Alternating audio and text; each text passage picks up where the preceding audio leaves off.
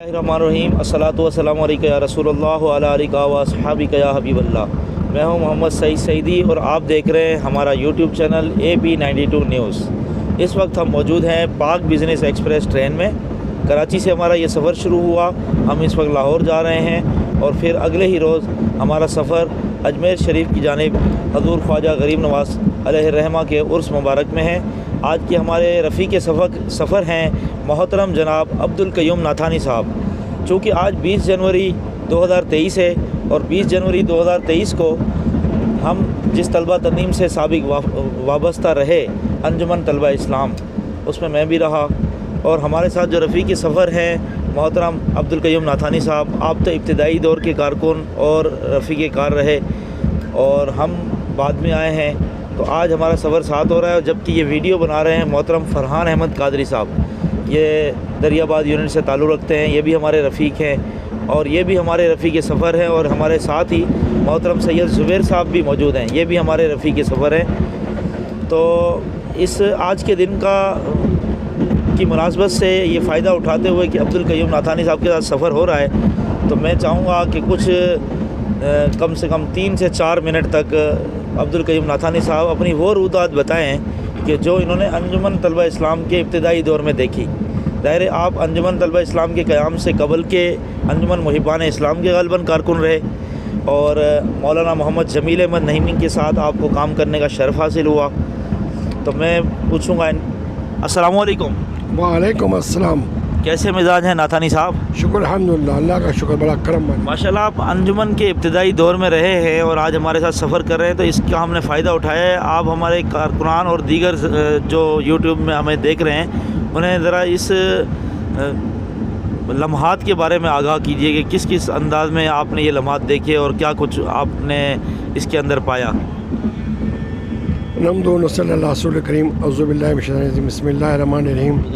सबसे तो पहले ये कि जब मैं इस्लामी जिम्मा में था और मेरे वालिद साहब को मौलाना जमील नईमी ने कहा कि तुम्हारा बेटा तो वहाँ जाता है, वहाँ सलाम नहीं होता।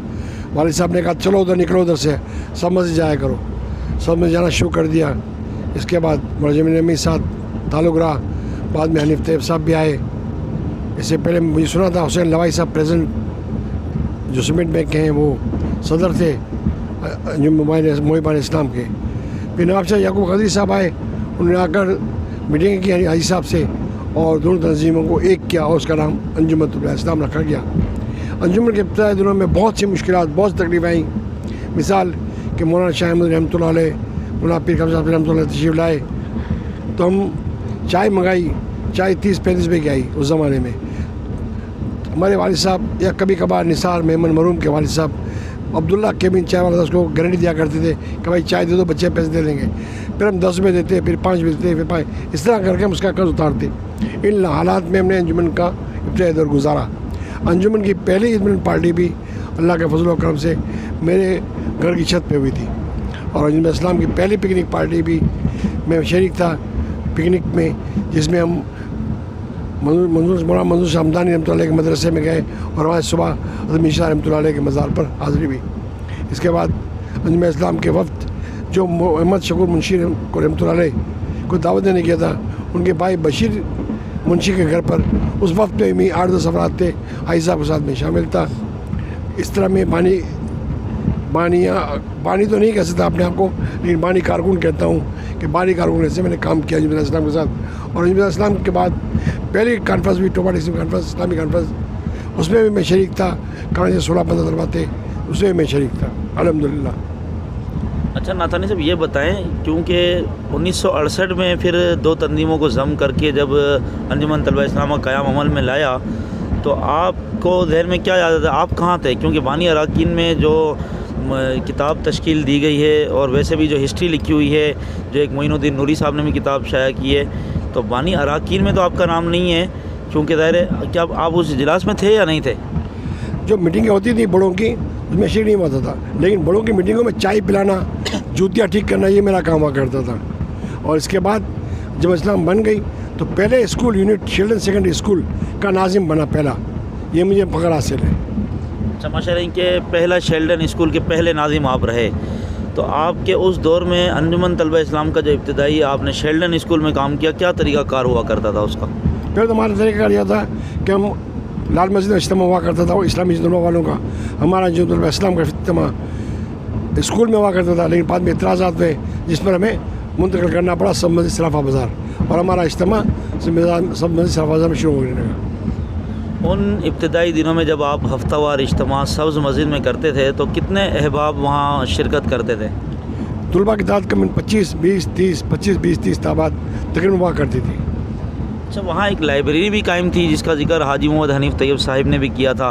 क्या आप उस लाइब्रेरी से वाबस्ता रहे? क्या आप भी वहाँ कुतुब पढ़ते थे? आपको इल्म है कि कितने मेम्बरान उस लाइब्रेरी के हुआ करते थे? वो लाइब्रेरी कायम की गई थी, मजीद मुंशी थे हमारे वकील, उनके पीछे कोई मार्केट थी, उसमें लाइब्रेरी बनाई थी जो 8 या 6 का कमरा था। उसमें कोई खास बात नहीं, उसमें मेहमान भी आया करते थे, बैठते थे, चाय पीते थे।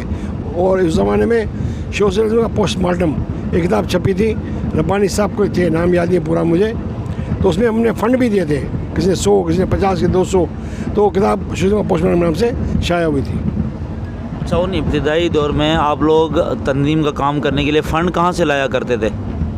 हम तो स्टूडेंट थे, छोटे थे, लेकिन हमें घर में 4 आने मिलते थे खाने को सुबह, हम दुआने खर्च क्या करते थे, दुआने अंजुमन के फ़ंड में दिया करते थे।